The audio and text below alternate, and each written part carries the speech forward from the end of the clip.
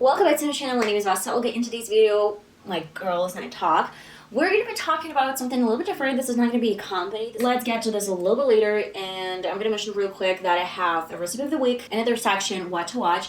If you're interested, you can stay tuned. If you're not interested, you can double check some timestamps in the description box and then just, pick any section you prefer the most. And let's get started.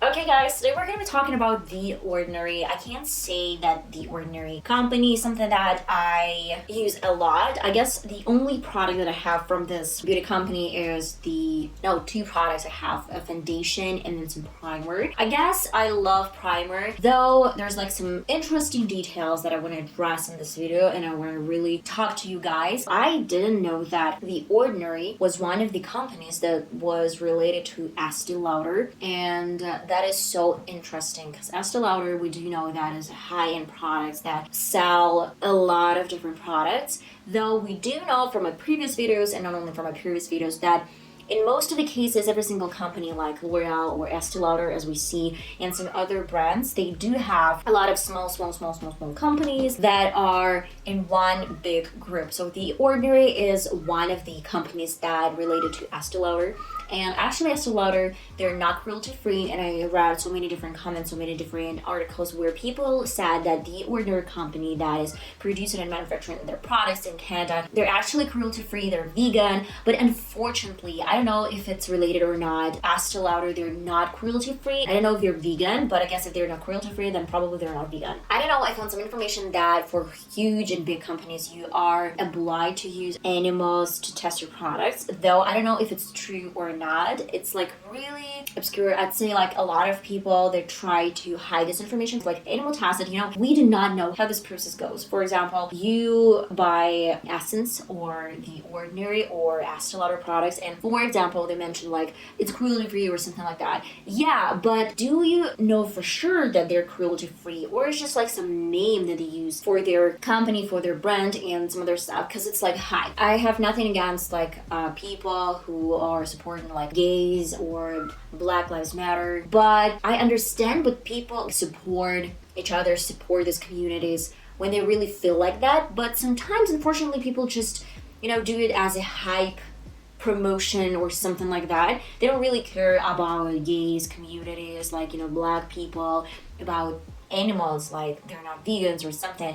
But it's just like it's hyping, it's really popular, it's really cool nowadays, and that is the only reason why you buy this makeup, just because everyone does the same. But do you actually feel like it? Because if you do, then probably you should check this information first. Is it really cruelty free? How is it happening? How is it going? And The Ordinary is really interesting because I'm going to be talking about like two different camps.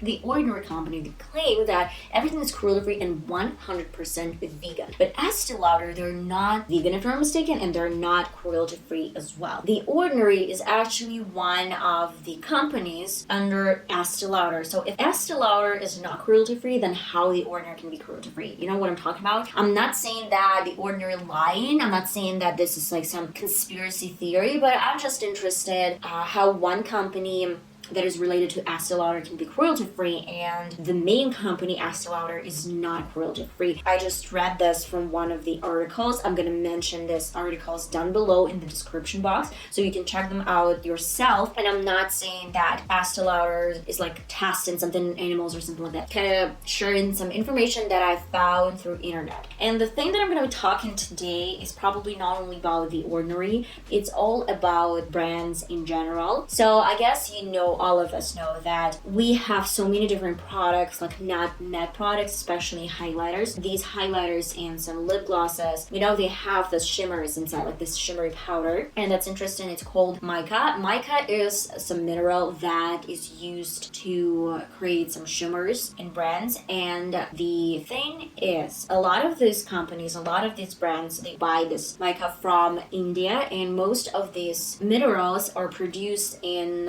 India. And of course, I do know that a lot of brands and a lot of companies, they're not related to some criminal activity, though mica is the mineral that is really hard to get, like not hard to get, there's like plenty of it. But the problem is that all the mines that are used in India, most of them are illegal, and all these mines, they're like super small, they're tiny, and that is the reason why in a lot of these cases children are used, like children's labor. Kids, they wake up early in the morning, they go to these mines in India, villages and the nearby area. They try to get as many of this mica mineral as it actually possible throughout the day. One child gets around, I don't know, like 30 or 35 cents. That's in dollars, but I'm not sure if the prices are a little bit different. I got this information from one article. I'm gonna list this down below in the description box as well. It's not even a company in my opinion. They're just like hiring these kids. So kids are small, and especially they're like really thin. That's why they go through these mines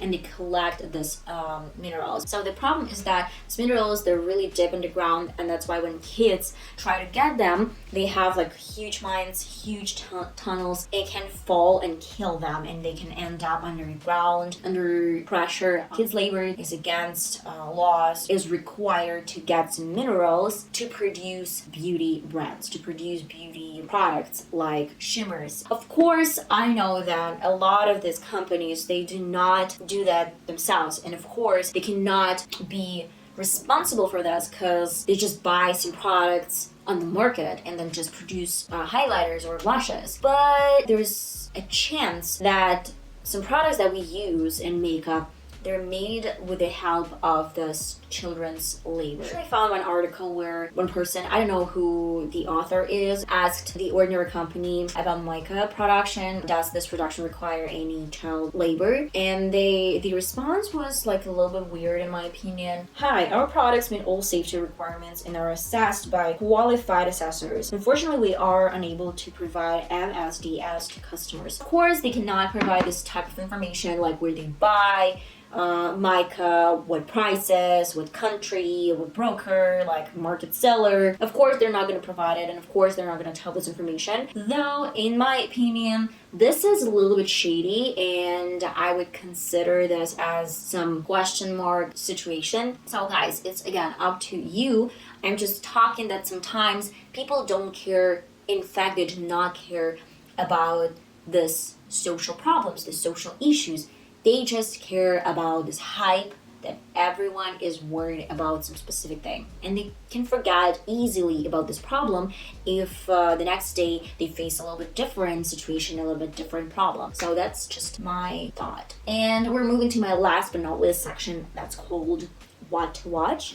And let's get ready. My personal favorites are some fantasy films, some comedies as well, and good comedies. Please, no offense, but my favorite movies were in 2000s and like early 2000s up to 2010 or like 2011 probably. But then like the sense of humor has changed, and I do not watch modern comedies. Like I do, but sometimes they're like a little bit stupid. Not all of them, but some of them are a little bit stupid. That's why I really hope that Hollywood is gonna consider